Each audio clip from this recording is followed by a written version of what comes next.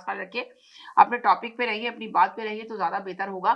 अब आप देखेंगे मोदी ने आखिर किसके कहने के ऊपर किसी इबादत गाहों पे हमला किया। आखिरकार हमारी फौज को देखें, हम उनको सलाम पेश करते हैं कि आज हमारी पूरी पाकिस्तान की फौज हमारे साथ है, हमारी पूरी कौम फौज के साथ है। तो आप अंदाजा लगाएं कि ये सब कुछ क्या हुआ जो रात के अंधेरे में मोदी ने किया। जो कल हमने बात की तो लोगों ने कहा कि जी रात के अंधेरे में ही होते हैं। कुछ इंडियन लोगों ने आके हमारे से ये बात की कि जी अंधेरों में ही ऐसे हमले किए जाते हैं। मगर आप सोचें क्या किसी की इबादत गाहों पे इस तरह हमले किए जाते हैं? अंदाजा लगाएं कि वो मासूम बच्चे हैं जो बेचारे अभी तरह से खिले भी नहीं थे, वो शहीद हो गए। कितने लोगों का कितने लोग शहीद हो गए। आगे आखिर मानते हैं कि जो कह रहे थे कि भारत बहुत तरक्की कर रहा है, तमाम दुनिया में चौथे नंबर पर है तमाम ममालिक में, तो क्या उसने किसके कहने पे आके, क्या किसकी सोच के आगे चला और चलने के बाद उसने ये काम किया, रात को लेके हमला करवाया और उनकी इबादत गाहों को उड़ा दिया। उन जगहों पे हमले करवाए जहां पे लोग अपनी गुजर बसर करते थे, जहां पे लोग रहते थे, जिनके छोटे छोटे घर बने हुए थे, उन घर को तबाह बर्बाद कर दिया। डीजीआईएसपीआर ने कहा है कि किसी सूरत भी हम जो जो शहीद हो गए हैं, हम किसी सूरत भी इनका खून जाया नहीं होने देंगे, हम इनका बदला लेंगे, इसका बदला लेंगे। तो आप खुद सोचें कि कौन होगा जो खामोश होकर बैठेगा इस बात पर। कितना बड़ा आप अंदाजा लगा लें कि इंडिया का मीडिया भी यही बातें कर रहा है कि ये हुआ क्या, ये किया क्या। देखें वो भी आज बोल रहा है कि मोदी को आखिर हुआ क्या था, किसके कहने पे मोदी ने ये सब कुछ किया और क्या करवाना चाह रहा था। क्या इलेक्शन में इस तरह जीता जाता है? जो कहा जा रहा है कि इलेक्शन करीब थे मोदी के, तो मोदी को बहुत ज्यादा इलेक्शन में जीतना था, सीट लेनी थी, तो जिसकी वजह से मोदी ने ये काम किया।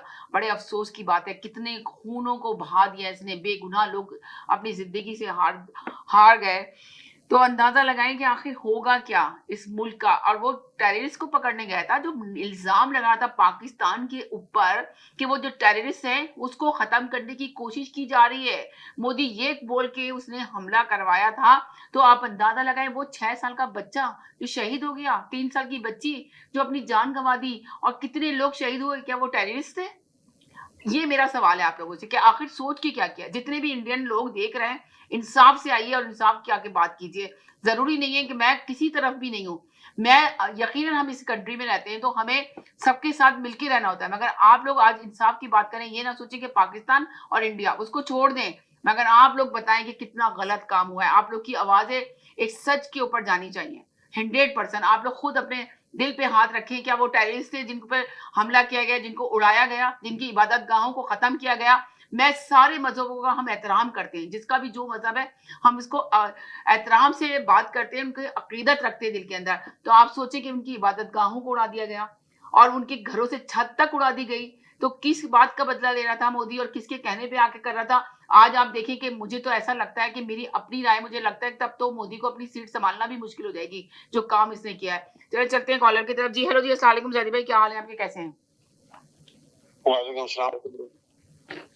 जी जैदी भाई, क्या हाल चाल है, कैसे हैं आप? बड़े अफसोस के साथ कहना पड़ रहा है कि कितने लोग पाकिस्तान में शहीद हो गए और कितने लोग जख्मी पड़े हुए, मौत और जिंदगी से लड़ रहे हैं। आप क्या कहेंगे इस सिलसिले में? कितना बड़ा सानिया हुआ और किस बुरी तरीके से हुआ, मगर आज हमें ये फख्र है कि हम अपनी फौज को सलाम पेश करते हैं, सलूट करते हैं कि आज अपनी कौम को जिस तरह उन्होंने मुजाहरा किया और खराज तहसीन हम उसको पेश करते हैं कि जिस तरह उन्होंने अपनी जानों की परवाह नहीं की और किस तरह उन्होंने जाके मुकाबला किया। जी क्या कहेंगे आप?